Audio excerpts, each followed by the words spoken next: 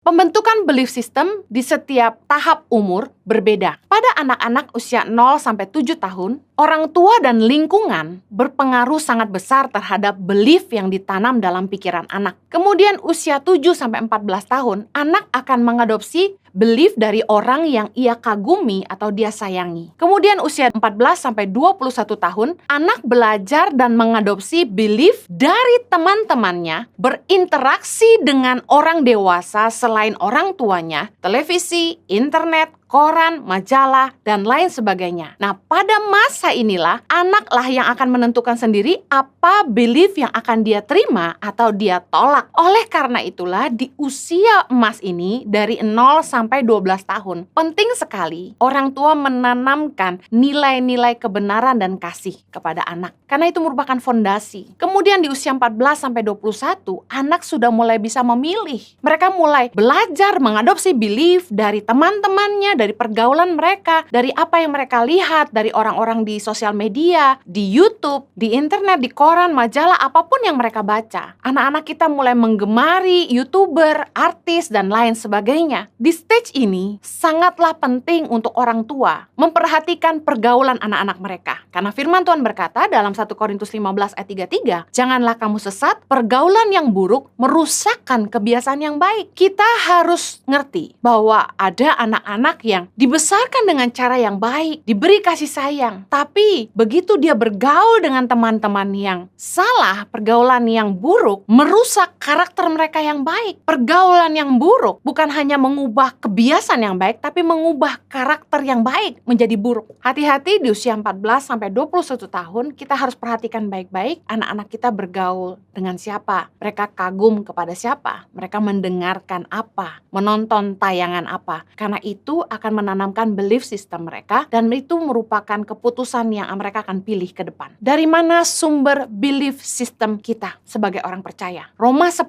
ayat 17 berkata gini, jadi iman timbul dari pendengaran, dan pendengaran oleh firman Kristus. Kemudian dalam Matius 6 ayat 22 dikatakan begini, mata adalah pelita tubuh. Jika matamu baik, teranglah seluruh tubuhmu. Firman Tuhan mengajar kita, jangan terus menonton atau membaca berita atau komen yang melemahkan iman kita. Jangan beri telinga, jangan dengar omongan-omongan negatif atau apapun yang melemahkan iman kita. Saya tahu saat-saat ini kita sedang hidup di masa-masa yang tidak mudah. Banyak yang menjadi lemah dan mungkin hampir putus asa. Karena itu, jangan beri mata kita dan telinga kita kepada hal-hal yang melemahkan kita, yang mengambil semangat kita dan membuat kita kehilangan iman kita. Beberapa orang tidak tahu bagaimana menggunakan mulutnya dan jarinya dengan benar, sehingga kadang-kadang komen-komen mereka mungkin di sosial media kita, suara-suara mereka tidak membangun sama sekali, malah melemahkan kita. Karena kita tidak bisa menyenangkan semua orang. Kalau kesalahan kita yang kecil saja mereka bisa besar-besarkan, saya yakin mereka orang-orang yang tidak mengasihi kita. Karena kasih itu menutupi banyak sekali pelanggaran. Kalau hanya kesalahan sedikit mereka besar-besarkan, berarti mereka bukan orang-orang yang mengasihi kita. Pilih orang-orang yang mengasihi kita. Kalaupun mereka menegur, mereka memberi nasihat itu menegur kita untuk kebaikan kita.